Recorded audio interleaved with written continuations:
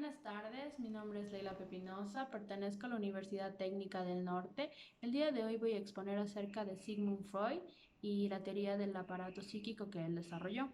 Pertenezco al paralelo de la FECIT 10 y esto es para la materia de desarrollo humano. Freud nació en Freiberg el 6 de mayo de 1856.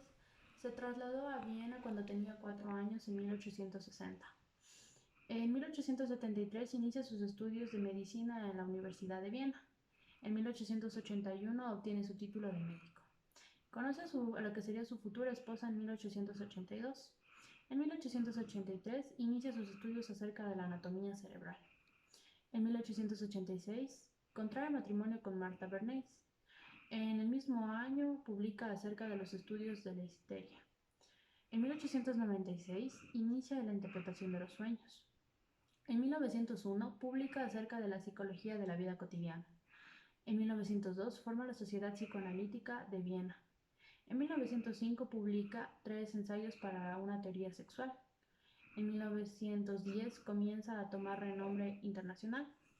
En 1913 publica acerca de su libro Tótem y Tabú. En 1915 realiza estudios acerca de la transferencia, resistencia y narcisismo. En 1920 publica Más allá del principio del placer. Su nieto favorito muere en 1923.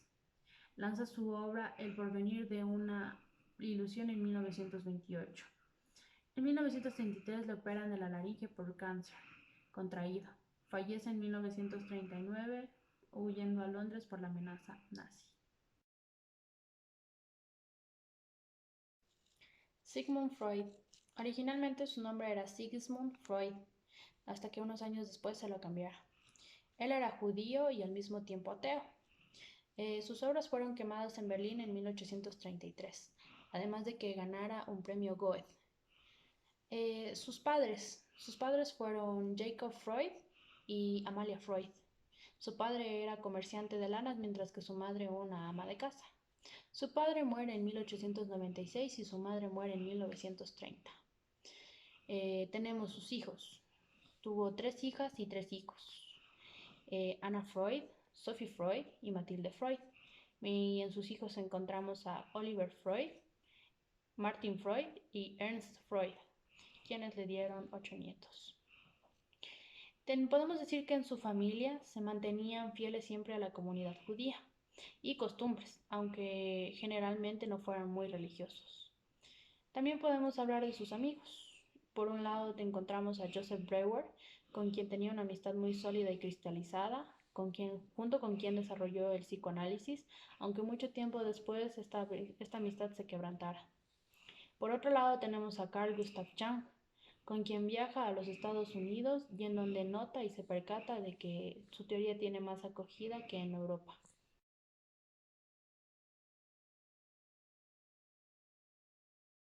Tenemos el nivel consciente.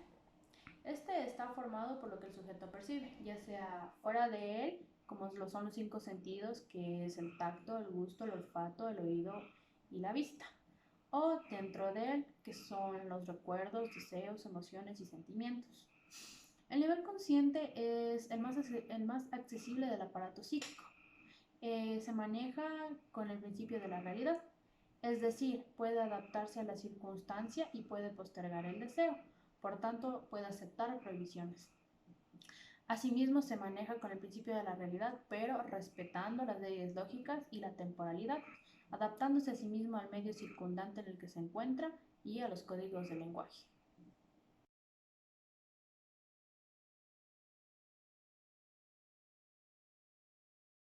A continuación tenemos al nivel preconsciente. En este nivel es mucho más cercano a la conciencia. Los contenidos de este nivel ingresan fácilmente al nivel consciente. Este nivel también se encuentra formado por pensamientos, fantasías, vivencias y entre otros. Los contenidos no están en la conciencia por falta de espacio, pero se almacenan dentro de este para cualquier situación de lo que necesitemos. Existe un olvido voluntario para estos contenidos, pero siempre se quedan almacenados. Algunos de los contenidos producen angustia y es por eso que son mandados a nivel preconsciente. y también responden al principio de la realidad.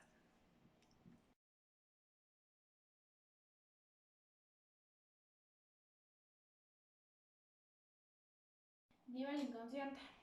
Es el lugar en donde se encuentran todos los recuerdos o contenidos reprimidos que no tienen lugar en la conciencia. Es decir, estos contenidos se ven reprimidos porque producen sufrimiento o afectan a la persona cuando los recuerda. Tenemos algunas características y modos de funcionamiento del nivel inconsciente. Una de ellas es que este nivel es atemporal, es decir, que en este nivel coexisten diferentes ideas y sin importar el orden cronológico. Hay presencia de contradicción, es decir, los deseos y sentimientos pueden coexistir sin que exista conflicto. Por ejemplo, los deseos de cuando somos niños se pueden mezclar con los deseos de cuando somos adultos.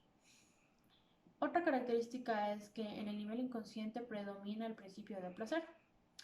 Es decir, que la realidad o el deseo psíquico predominan sobre la realidad externa, que es la que conocemos. También es la búsqueda del placer inmediato, sin ninguna censura. Finalmente, se rige por el proceso primario. Esto quiere decir que el inconsciente funciona a través de dos mecanismos, el mecanismo de desplazamiento y el mecanismo de condensación. Gracias a estos mecanismos, los contenidos que están ocultos en el inconsciente pueden emerger a la conciencia mediante transformaciones.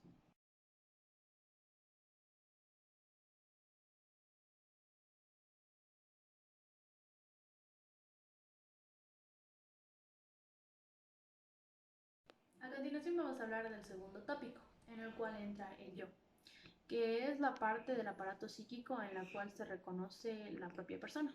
Es decir, que en esta parte se ejecuta la personalidad y responde la pregunta de ¿quién soy?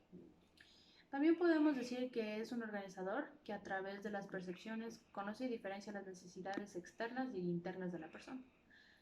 El yo también percibe y discrimina los estímulos externos e internos y decide cuáles satisfacer. Además, tiene otras funciones como el pensamiento, la memoria, la relación social y principalmente controlar los deseos que vienen de ello. Tiene una función reguladora entre el ello, el superyo y la realidad.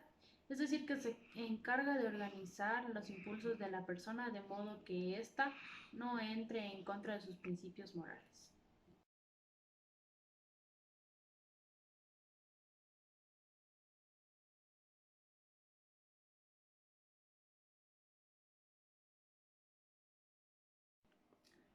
Seguido del yo encontramos al superyo, que es la voz de la conciencia moral, producto de la internalización de las normas y valores transmitidos por los padres a través de la educación. Su función es ponerle frente al ello y en ocasiones se vuelve amigo del yo, que va variando según nuestro comportamiento y conducta, se lleva con uno o se aleja del otro, por así decirlo, a través de valoraciones positivas que hace a su conducta.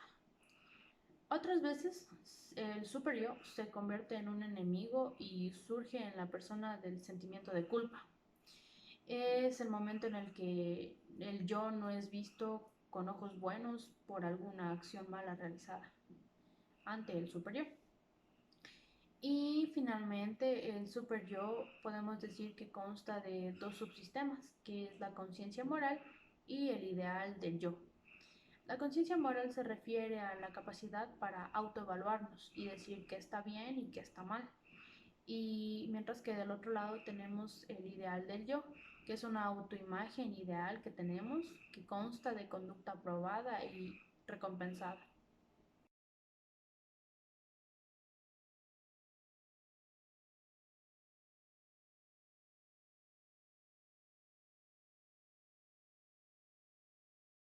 Finalmente, en el segundo tópico encontramos el ello.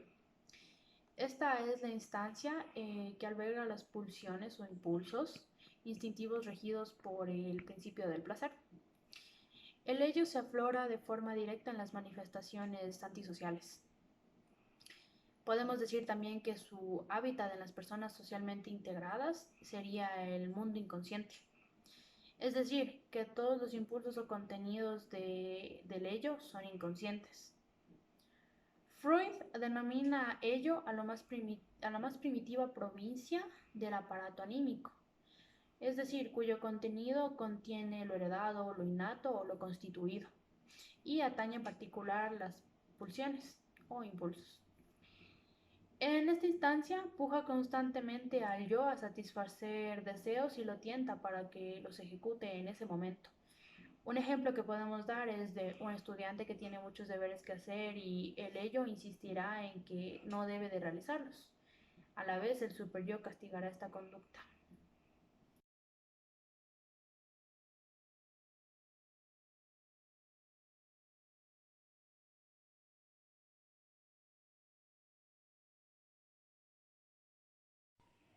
A continuación vamos a hablar de la integración de los niveles e instancias psíquicas. Tenemos que el ello empieza a funcionar cuando el ser humano nace. Esto se debe a que aún no conoce ni tiene la percepción de los límites. Podemos decir que esto es inconsciente o más bien propio del principio del placer. Seguidamente se instala el principio de la realidad. Es aquí donde el ser humano empieza a encontrar los límites. También se instaura el yo y la conciencia. Mucho después se irá desarrollando poco a poco el super yo, aunque no se lo use mucho. Dentro del yo podemos encontrar que percibe estímulos tanto internos como externos, dentro de los cuales encontramos dos necesidades que son fisiológicas e impulsos.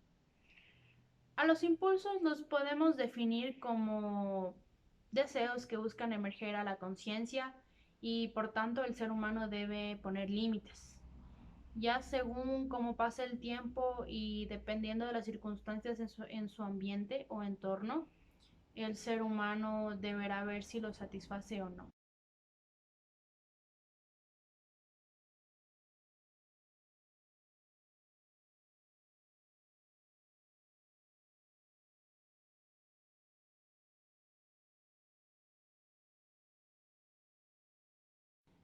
Después de ver la integración de los niveles e instancias psíquicas, tenemos los mecanismos de defensa, que se implementan según la situación, o sea, es uno para diferentes situaciones.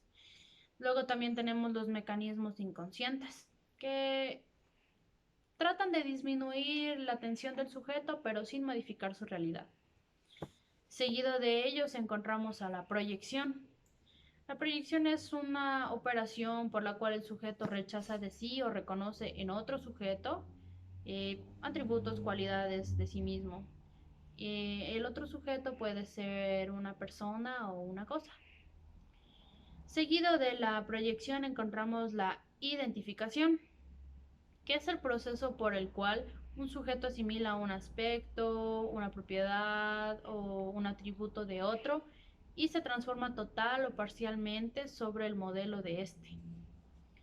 Después de la identificación encontramos a la idealización, que es el proceso por el cual se llevan a la perfección cualidades o el valor de un objeto. A continuación de la idealización encontramos a la represión, que es el mecanismo por el cual una persona intenta rechazar o mantener en el inconsciente recuerdos, pensamientos o deseos relacionados a un impulso que se encuentra en el preconsciente.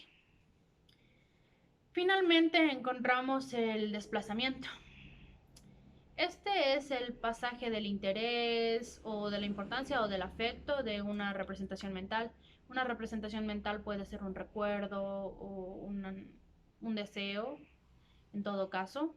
Y esta representación mental se encuentra relacionada con la anterior por lazos de semejanza.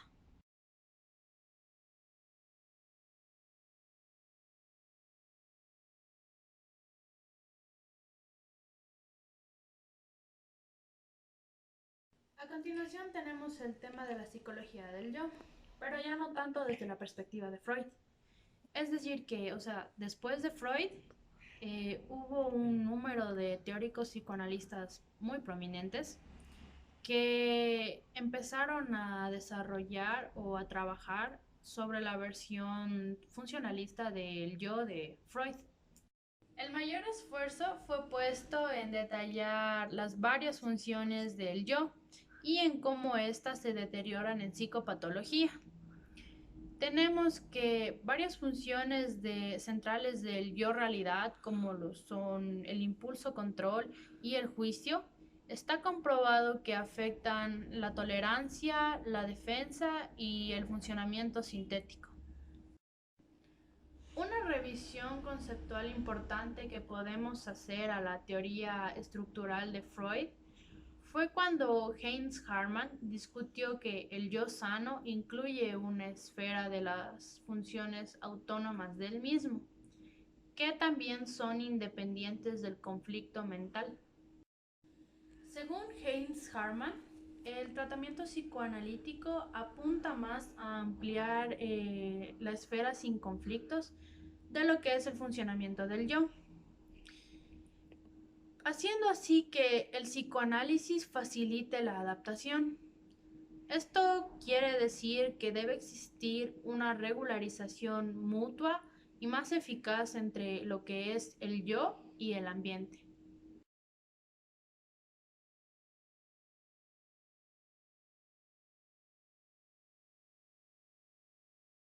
Tenemos un cuadro comparativo del primer tópico y segundo tópico.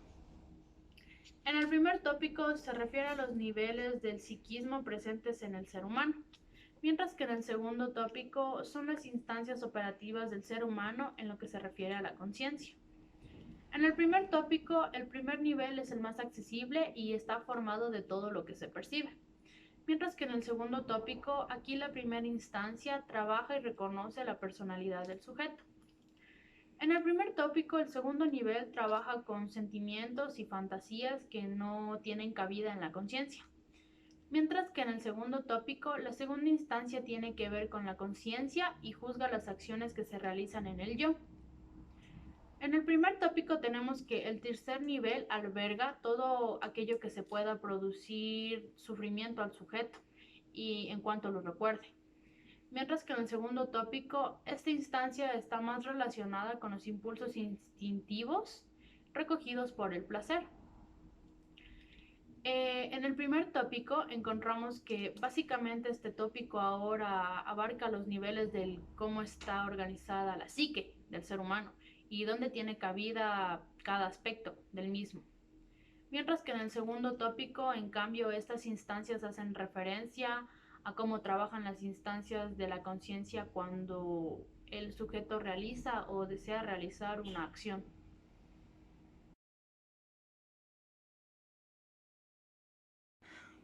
Finalmente, y para concluir el tema de lo que es Sigmund Freud y su teoría del aparato psíquico, tenemos lo que son otras teorías para complementar un poco. Una de sus teorías es la pulsión. En este concepto articula lo psíquico con lo somático para tratar de explicar la sexualidad. Existen en el ser humano estímulos que son internos y constantes, que a diferencia del hombre no puede ser aplacados a través de una interacción con algo externo. Si, seguido de la pulsión encontramos lo que es el principio del placer. En el principio del placer se postula que el aparato anímico busca como un último fin alcanzar el placer y evitar totalmente el displacer. Sobre todo busca complacer las necesidades que el sujeto tiene. Después del principio del placer encontramos lo que es la represión. En la represión, este concepto es central en la teoría psicoanalítica de Freud, ya que la represión es un mecanismo básico de defensa psíquico que se vuelve que cuando un suceso se vuelve intolerable para el sujeto, el aparato psíquico lo reprime y vuelve inconsciente esta representación mental, por lo que el sujeto la olvida y así no le afecta. Finalmente encontramos el complejo de Edipo. El complejo de Edipo sostiene que el niño trata de seducir a su madre pero ello acarrea un conflicto con su padre, que le evita a toda costa y totalmente tomarla como suya. Y gracias.